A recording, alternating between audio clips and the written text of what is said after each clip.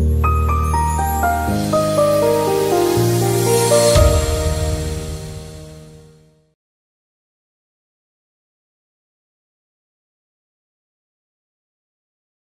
va commencer cette session avec le docteur Coudreuse qui va nous parler des syndromes des loges des membres inférieurs. Il vient de cette superbe ville de Marseille. Bonjour à tous. Alors vous savez, on doit toujours commencer sa communication par remercier les organisateurs de leur invitation. Là, ça me paraît un petit peu court parce que ce n'est pas seulement une invitation à un congrès, c'est une invitation à des rencontres. C'est une invitation surtout à des souvenirs qui sont merveilleux. Ça, les souvenirs, on les garde et ça, je les en remercie. Alors, je vais vous parler du syndrome des loges. Syndrome des loges, pour les médecins et pour les sportifs, c'est un peu un labyrinthe médical parce que vous n'avez jamais un sportif qui arrive en vous disant « j'ai le syndrome des loges », il arrive en vous disant « j'ai mal ». Et souvent, il y a eu un parcours un petit peu difficile entre différentes spécialités pour savoir d'où venait la douleur.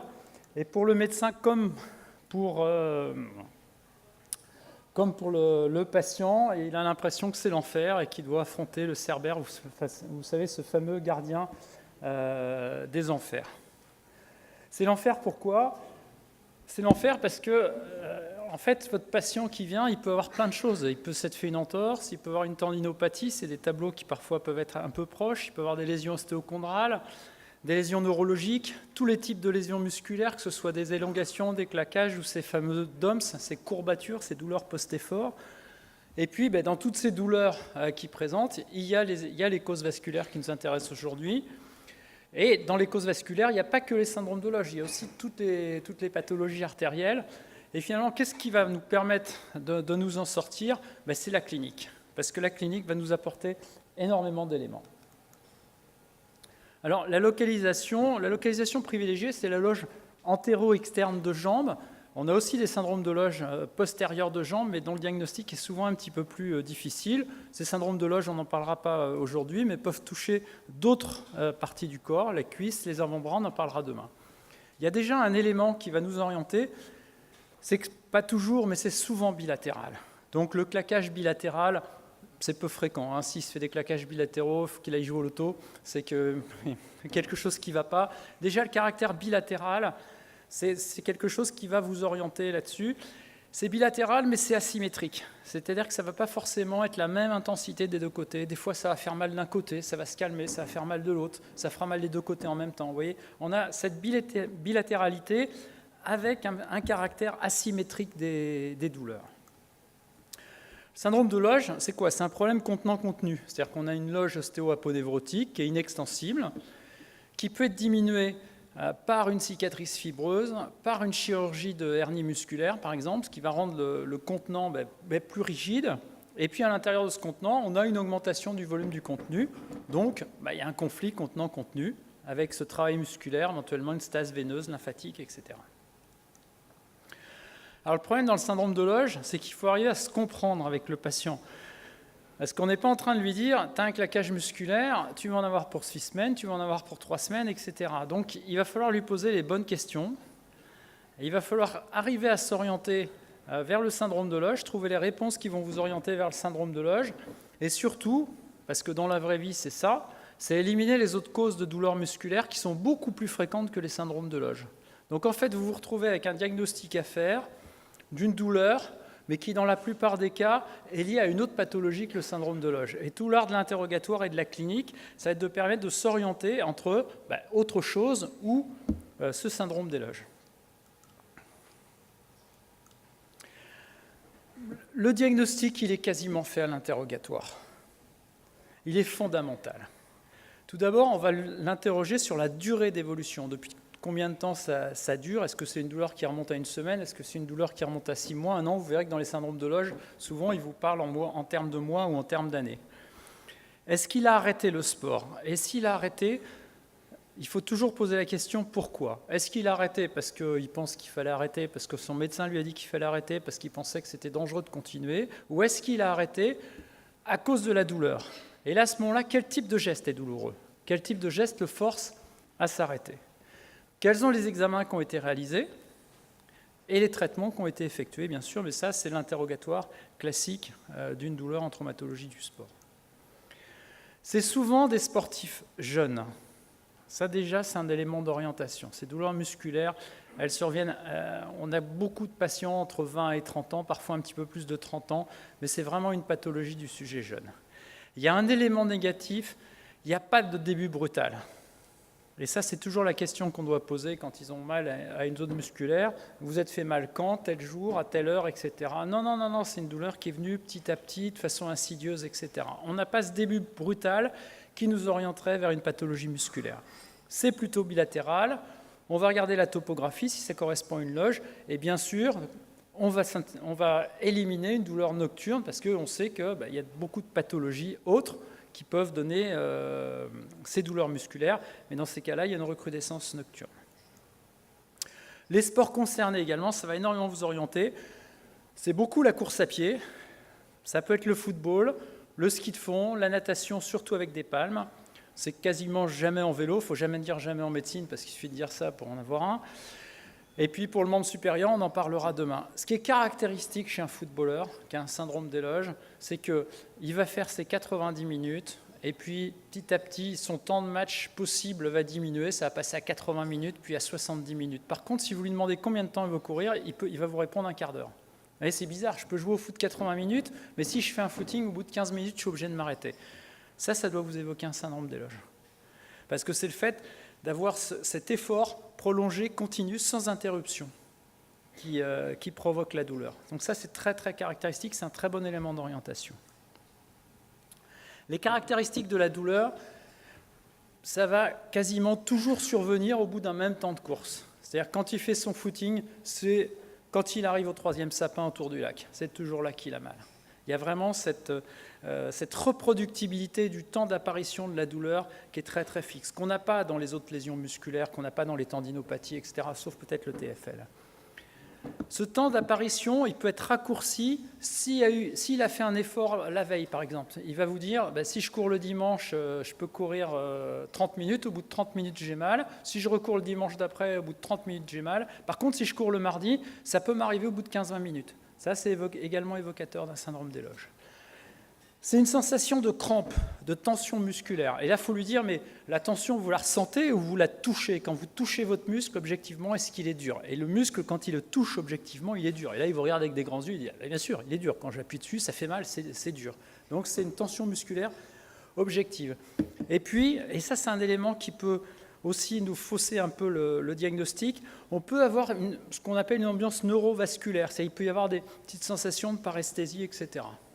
Cliniquement, il n'y a pas de point douloureux précis, c'est une douleur de l'ensemble du muscle. Ça oblige le sportif à s'arrêter. Quand il a cette douleur, il est obligé de s'arrêter. Il peut essayer de continuer un petit peu, mais très très vite, il va obligé de s'arrêter. Et quand il s'arrête, il faut lui poser la question, est-ce que votre douleur disparaît? La réponse est oui. La douleur, elle diminue considérablement à l'arrêt du sport. Elle peut persister un petit peu, mais elle va persister de façon beaucoup moins importante. Ça, ce n'est pas une douleur musculaire. La douleur musculaire, quand on s'arrête, quand on fait le claquage, on s'arrête, on continue à avoir mal. Là, le syndrome des loges, il s'arrête, la douleur, elle passe, elle diminue, elle est beaucoup moins importante. Cliniquement, on n'a rien. On n'a rien si on a tous les signes négatifs. Et notre examen clinique, il nous sert à ça. Il nous sert à éliminer toutes les autres causes de douleur musculaire. C'est-à-dire qu'on n'aura pas cette triade qu'on a dans toutes les lésions musculaires, de la douleur à la palpation, de la douleur à l'étirement, de la douleur de test isométrique, au test dynamique, à la montée sur pointe, au sautillement, etc. Tous ces tests-là seront négatifs, et c'est ça qui va nous faire dire « j'ai un argument supplémentaire pour penser que c'est un syndrome des loges ». En post-effort, mais ça n'arrive jamais malheureusement, on a un muscle très dur. Parfois, on a une petite hernie musculaire. Alors ça, s'il vous le dit, c'est un élément d'orientation intéressante. Et puis, il y a un test clinique qui est décrit, qui est les flexions-extensions de cheville. Donc, vous mettez assis au bord de la table. Il monte, il fléchit ses chevilles comme ça, 150 en 4 minutes. Mais souvent, au bout de 45 secondes, 1 minute 30, sa douleur va se réveiller caractéristique. Il va vous dire « Ah oui, ça, c'est ma douleur, etc. » Et là, vous êtes quasiment sûr de votre diagnostic. Le problème des diagnostics différentiels, c'est qu'ils sont beaucoup plus fréquents. C'est les lésions musculaires. Mais ça, c'est un début brutal. Donc ça, à l'interrogatoire, on l'aura suspecté déjà. C'est les atteintes neurologiques, mais les atteintes neurologiques, elles peuvent faire mal au repos. Puis on a un territoire neurologique, puis souvent on a des signes associés. C'est les DOMS. Ça, c'est pas facile, parce que ça donne des douleurs qui sont assez proches. Sauf que les DOMS, c'est 12 à 48 heures après un effort. Les DOMS, c'est les Delay Onset Muscle Soreness, c'est les douleurs musculaires d'apparition retardée, c'est les micro-lésions musculaires, et donc c'est l'inflammation liée à ces micro-lésions musculaires qui provoque ces douleurs, mais qui surviennent très largement après l'effort. Et puis, il y a toutes les myopathies et tous les autres diagnostics. Et puis, il y a des diagnostics avec lesquels on s'est tous fait piéger, c'est les aspects de périostite. Donc, il faut avoir une palpation très minutieuse, parce que parfois, des périostites peuvent donner des douleurs très très proches, et entre la palpation du muscle et la palpation de la partie postéro-interne du tibia, on est assez proche. Donc, il faut vraiment se méfier à la palpation. C'est les artères poplitées piégées dont on parlera, mais qui vont donner des douleurs qui cèdent à l'effort, mais qui cèdent de façon très nette, qui disparaissent quasiment après l'effort, tandis que le syndrome de Loge, on a quand même cette ambiance de tension musculaire qui va persister un petit peu, même si la douleur n'a rien à voir avec celle de l'effort.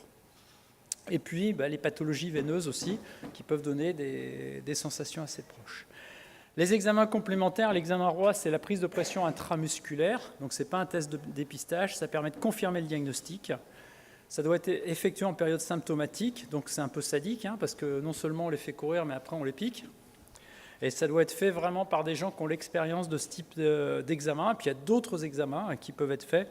Mais l'examen actuellement de référence reste la prise de pression intramusculaire. Et là, quand on a fait le diagnostic, il faut discuter. Alors, selon le patient auquel on a affaire, on va discuter d'une façon différente. Par exemple, avec un footballeur, il ne faut pas commencer à faire des dialogues à la Woody Allen, parce que sinon on risque de ne pas se comprendre. Donc il faut s'adapter à chaque personne, expliquer ce qu'est le syndrome de Loge et lui expliquer qu'il n'y a pas de traitement médical. Le seul traitement, c'est le traitement chirurgical. Et que donc, il va falloir qu'il fasse un choix. Et ce choix, c'est soit faire une intervention chirurgicale pour continuer la pratique du sport, qui d'un point de vue humain, éthique, peut se discuter, mais qui pour certains patients est important. Par contre, ce n'est pas nécessaire médicalement, dans le syndrome de Loge chronique, il n'y a pas de nécessité à faire une chirurgie pour la santé du patient. Et puis, il y a le problème de la cicatrice. Et puis, très souvent, on va avoir affaire à des patients qui vont adapter leur activité physique. Donc, par exemple, si le syndrome de Loge, ça vous avez un triathlète qui a pas mal en vélo, qui a mal en course à pied, il va diminuer la durée de sa course à pied, faire plus de vélo, aller nager un petit peu plus. Donc, à chaque patient, il y a une discussion qui peut être faite et qui permet de trouver le bon choix. Puis, vous avez des staccadovites de la course à pied qui veulent absolument continuer à faire de la course à pied, ou des footballeurs professionnels. Et là, la seule solution, malgré la chirurgie, malgré la cicatrice, c'est de faire un traitement chirurgical. Dans mon expérience personnelle, j'ai globalement l'impression qu'il y en a 1 sur 2 qui se fait opérer. C'est-à-dire qu'il y en a 1 sur 2 qui s'adapte, qui change son activité pour ne pas se faire opérer, puis il y en a 1 sur 2, on a quand même affaire à des patients sportifs qui préfèrent se faire opérer pour pouvoir continuer cette activité sportive. Donc, vous voyez, au total, ces syndromes de Loge, c'est une situation qui peut être difficile, parce que très souvent, c'est quand même des patients qui ont erré pendant un certain temps, qui ont eu des échos, des IRM, on a cherché des pathologies musculaires, on a cherché plein de choses, etc. Donc, c'est souvent un diagnostic qui est tardif. On a un examen clinique qui est pauvre pour le syndrome de Loge, mais qui est riche pour éliminer les pathologies, les diagnostics différentiels. L'interrogatoire est très très important. L'interrogatoire fait le diagnostic dans la quasi-totalité des cas. Les examens complémentaires sont là pour le confirmer. Et c'est vraiment l'échange avec le patient qui est extrêmement important. Et c'est grâce à tous ces éléments que pendant quelques minutes, le patient et le médecin peuvent se convaincre qu'ils sont Héraclès, qui lui a su vaincre le Cerbère, le gardien des enfers. Je vous remercie de votre attention.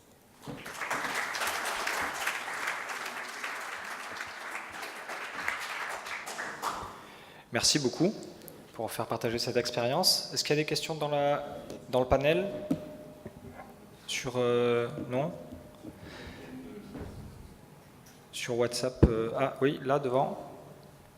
J'ai un patient qui avait un peu les mêmes symptômes. J'ai un patient d'une trentaine d'années qui avait un peu les mêmes symptômes et c'était récurrent. Je suis généraliste, donc j'ai fini par l'adresser chez des confrères spécialistes. Et il s'est retrouvé avec des biopsies de muscles, avec évocation de diagnostic de myosite. Ce diagnostic a été un peu lâché après. Et c'est un patient qui faisait du trail en montagne. Voilà. Donc, qu'est-ce que vous pensez de cette évocation de myosite? J'ai pas compris ce que c'était. Ben, on a pensé à, entre guillemets, une inflammation musculaire. Moi, c'est très difficile de donner un avis sur un patient qu'on n'a pas vu. Je pense qu'il aurait été nécessaire de faire également une exploration de syndrome de Loge en même temps pour éliminer, si vraiment il avait ces signes-là, moi j'aurais fait ça en premier. Vraiment les myopathies musculaires, tout ça, c'est rarissime. Enfin, chez les sportifs, on en voit quasiment jamais. Les syndromes de Loge, c'est quand même quelque chose qu'on voit assez souvent. Pas de question. Un commentaire, bon d'abord félicitations parce que votre topo était très clair, parce que j'en ai entendu beaucoup sur le syndrome des loges, mais là c'était limpide. Donc une petite amélioration dans le diagnostic à venir, donc il y a un nouveau paramètre dans l'écho-doppler en général, c'est l'élastographie. On en a parlé tout à l'heure, l'élastographie a été validée pour certains cancers, notamment du sein et du foie, et maintenant il y a de nombreuses indications en vasculaire périphérique. Et donc nous on commence une étude avec Julia qui s'occupe de la médecine du sport là, au CHU de Montpellier. Et donc, alors à quoi ça sert l'élastographie? Vous avez dit tout à l'heure que le muscle devient très dur. Justement, ça mesure la dureté des tissus. Donc le principe est le suivant, alors ça se fait en temps réel, on va faire des échos chez des gens qui sont suspects, d'abord pour bien connaître la densité du muscle chez les sujets normaux. Ensuite, le patient qui a une suspicion de syndrome des loges, on va donc le faire au repos, on va lui faire des efforts, on va lui prendre les pressions bien entendu, parce qu'il faut valider versus quelque chose qui existe, et puis la densité. Il y a eu des études préliminaires qui n'ont pas débouché sur grand-chose, mais entre-temps, le module d'élastographie a beaucoup progressé. Donc il y a beaucoup d'indications, et donc dans ce syndrome des loges, ça semble très intéressant, parce que ça reste du non-invasif, et peut-être d'ici 1 à 2 ans, ça deviendra l'examen de référence. Dominique, midi. Oui, je partage les félicitations sur la clarté du topo. Il faut quand même être tout à fait prudent vis-à-vis des résultats pour ces syndromes des loges. On a eu l'occasion d'en parler tout à l'heure directement. C'est que les résultats sont bons sur les loges antérieures, à 80 à 90% de bons résultats. Les loges postérieures superficielles, on tombe à 60-70%, un peu moins bon. Et les loges postérieures profondes, qui est un compartiment anatomique très particulier, où il n'y a pas de fascia qui entoure les muscles fléchisseurs des orteils, les résultats sont nettement moins bons. Alors peut-être que simplement, en décomprimant la loge postérieure superficielle et en ouvrant la ponévrose qui sépare la loge superficielle et profonde, on les améliore un peu, mais là, dans la loge postérieure profonde, les résultats sont quand même moins bons. Je crois qu'il faut prévenir les gens parce que l'intervention n'est pas très agressive, comme vous l'avez dit, incision cutanée, mais il y a quand même des hématomes post-opératoires, c'est souvent parce qu'on ne s'ouvre pas beaucoup, et quelquefois quelques petits troubles neurologiques sensitifs qui passent après sur le trajet de l'incision. Enfin, je suis tout à fait d'accord avec vous. Moi, je me demande simplement si c'est peut-être... C'est un pur syndrome de Loge, l'antéro-externe en fait. C'est vraiment caractéristique. Et puis il ne peut pas trop y avoir de lésions associées. Quand on est dans des douleurs postérieures du mollet, du creux poplité, etc., on se demande s'il n'y a pas d'autres lésions associées, en particulier d'autres causes vasculaires qui expliquent ces douleurs. Et moi je me suis toujours demandé si une partie des échecs des loges postérieures, c'est pas parce que les gens avaient fromage et dessert en fait. Ils avaient un syndrome de loge postérieure avec peut-être une pathologie vasculaire associée, ce qu'ils n'ont pas dans la loge antéro-externe. C'est pour ça quand on voit des patients qui ont un syndrome des loges ou une artère poplitée piégée, on fait l'examen pour voir l'autre pathologie, pour avoir les deux bilans, piège vasculaire poplité et syndrome des loges. C'est souvent associé. Ouais. Je partage tout à fait ton avis, Dominique. Il y a effectivement des patients qui ont les deux. Et ce n'est pas forcément un diagnostic différentiel, mais c'est parfois une association des deux. Et il n'y a pas longtemps, moi j'ai opéré un patient qui avait un syndrome des loges plus un syndrome de la poplité piégée. J'aurais juste une question. Le niveau de pression à partir duquel on définit une hyperpression musculaire Alors ça, pour moi, il est au-dessus de 30, mais alors ça, je laisse le soin à nos collègues de vasculaire de les évaluer. Moi, je dis toujours que les vasculaires, ils ont une compétence que nous, on n'a pas du tout. Et nous, notre rôle de médecin du sport et de médecin généraliste, et c'est comme ça qu'on fonctionne avec les vasculaires. C'est-à-dire, Voilà, à Marseille, j'ai 2 très bons correspondants. Et moi, je leur envoie en leur disant, écoute, je suis sûr que c'est vasculaire, mais vraiment, je crois qu'il faut laisser aux chirurgiens vasculaires le choix des explorations complémentaires, parce que j'ai vraiment beaucoup d'histoires de gens auxquels on a dit, non, c'est pas vasculaire. Cliniquement, ça l'était, c'était sûr. Et ils n'avaient juste pas fait les bons examens, et parfois, il fallait aller à l'angioscan, etc. Mais ça, c'est vraiment du domaine, à mon sens, des vasculaires. C'est pas du tout du domaine du médecin de médecine générale ou du médecin du sport. Pour conclure, il y a des équipes qui mettent en doute le diagnostic de syndrome des loges postérieures et qui retiennent que le diagnostic de la loge antéro-externe, notamment à Lyon. Moi, j'ai envoyé récemment un patient à l'équipe du docteur Luciani. Ouais. Et une de ses associées, j'ai reçu le compte rendu, le syndrome des loges postérieures n'existe pas, il faut rechercher autre chose. Donc, il faut être prudent, mais je pense qu'il existe. Hein. C'est un syndrome de loge fonctionnel par hypertrophie musculaire. Très bien. Merci beaucoup. Nous allons passer à la présentation suivante.